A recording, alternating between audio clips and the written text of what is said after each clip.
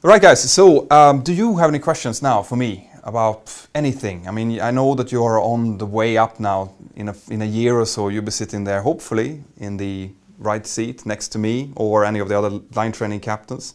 So is there anything that you're thinking about? Anything that you've been thinking about before, maybe that I can help with answering?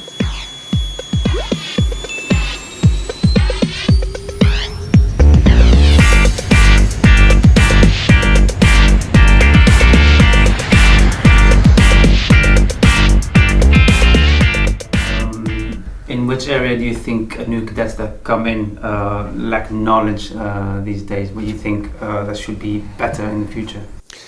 Well, to be perfectly honest, people are coming in with quite high knowledge normally, but there are areas where they are going to need to work when they come into line training.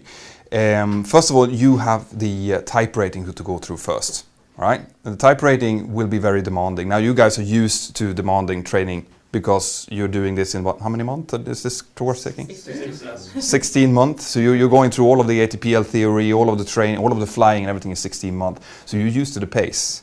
But when it comes to the type rating, it is a new ball game, right? It's the whole thing going from where you are pretty much now until flying a 737 from the right seat in about 2 months. So the more that you guys can prepare before you start your type rating, the better it is. When you get your hands on the theoretical material, so the technical manual, start reading it as soon as possible. Because if you get a little bit ahead, so when you start your type rating, which is going to be starting with technical CBTs, computer-based training, and an examination, if you have read up on the technical stuff already, it means that you can spend your energy on preparing for how to learn scan flows, how to learn procedures together with your sim partner. So make the most out of your type rating, because the more you learn there, the better you are when you get out, the easier it will be when you come to line training later on. Areas that we see that people need, like maybe you're not really aware of, but you will be when you start your line training, is that it is very demanding on you both physically and mentally. Okay, you'll be flying under time pressure. There's no delay code for training, so you'll need to do what a trained pilot is doing already from the beginning, and that comes down to you preparing.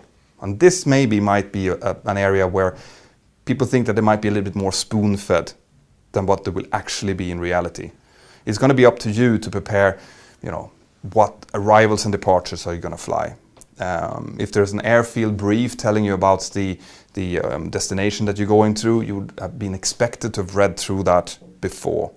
You need to have rested properly.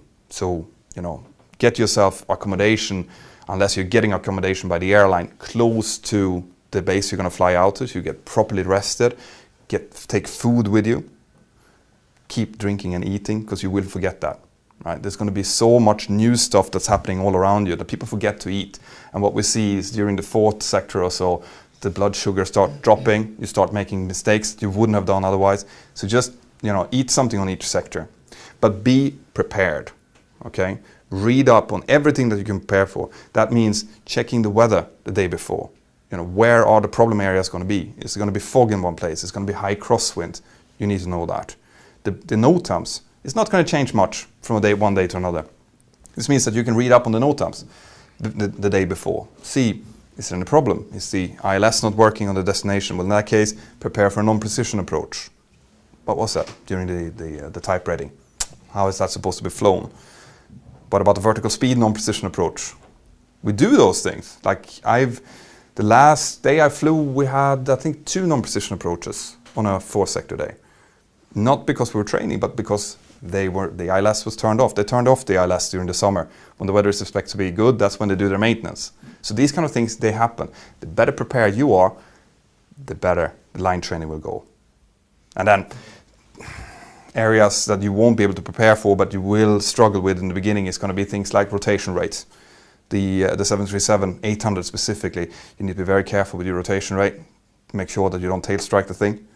And this takes time, especially during line training in the beginning, the first 20 sectors or so. It's going to be trying to get a feel for how to rotate. And it's going to feel differently if it's a very light aircraft, if it's a very heavy aircraft, with a lot of crosswind, headwind, temperature differences, slopes on the runway. All of this will make every rotation different. what people want to know, generally speaking, when we talk about rotations, is that how do you do a rotation correctly? Like, is there how much back pressure do I need in order to do a rotation correctly? And the answer to that is there is no correct way to do a rotation because they will always differ.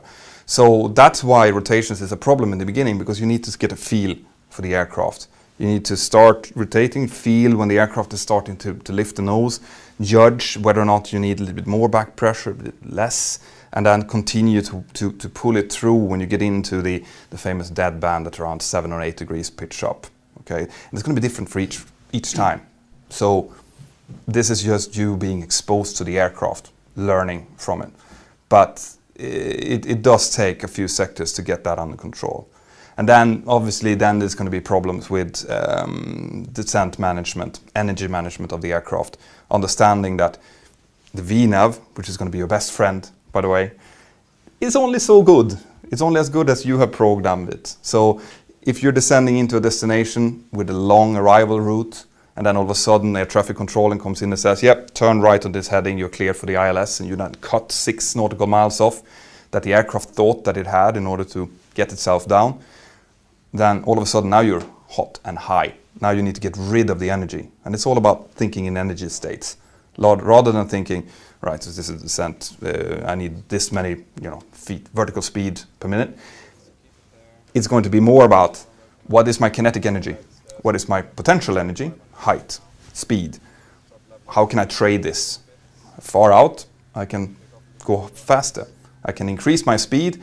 Increasing the speed, you increase the drag, means that you can descend, but you're also descending less per nautical mile. So that works when you're far out, but when you get closer to the airport, you might need to slow down, get flaps out in order to get more vertical speed per nautical mile to get down, because you need to get down at 10 miles. You need to be, at least flaps 1, back to 200 knots, to be able to start and approach and fly that in a stabilized way. So this is stuff that people struggle with throughout their line training, and probably a good 100 sectors after the line training as well. More questions? When it comes to type rating, what do you think is the best thing to do in order to simplify your life, to make it easier for you to get through? To get through the type rating?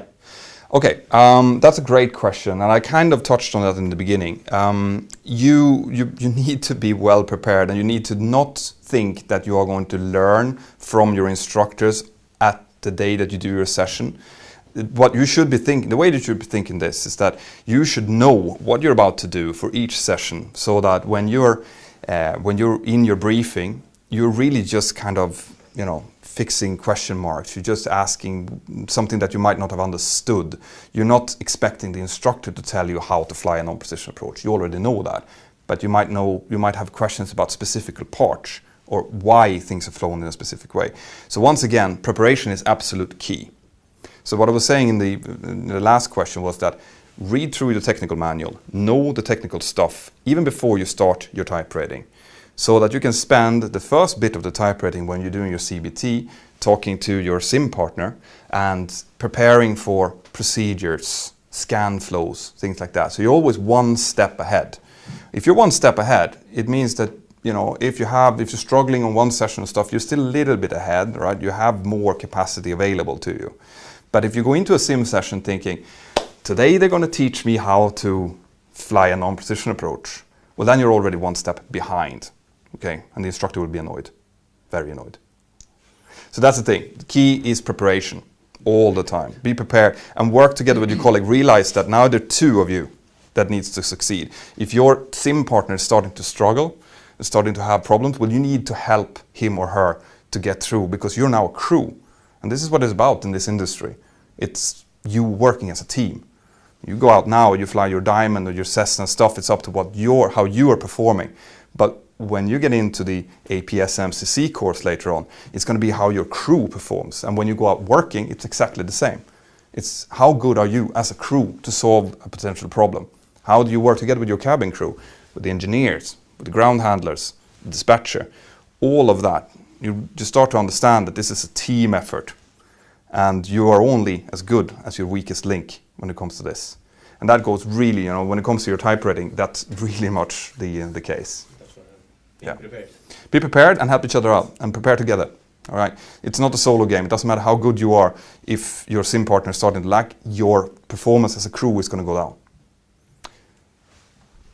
And could you go through the type rating steps, from the maybe the different areas you have? Yeah. Yes. So you will start, like I said, with the technical part, and that's because you need to understand the aircraft and the aircraft systems in order to understand the procedures. So you do the technical part and the technical exam, and then you tend to go into the fixed-base training. And fixed-base training is you sitting in a simulator does not give you full flight, because there's no point on learning handling at that point. It's more about learning setup, scan flows, how to do the performance calculations together, do all of that right.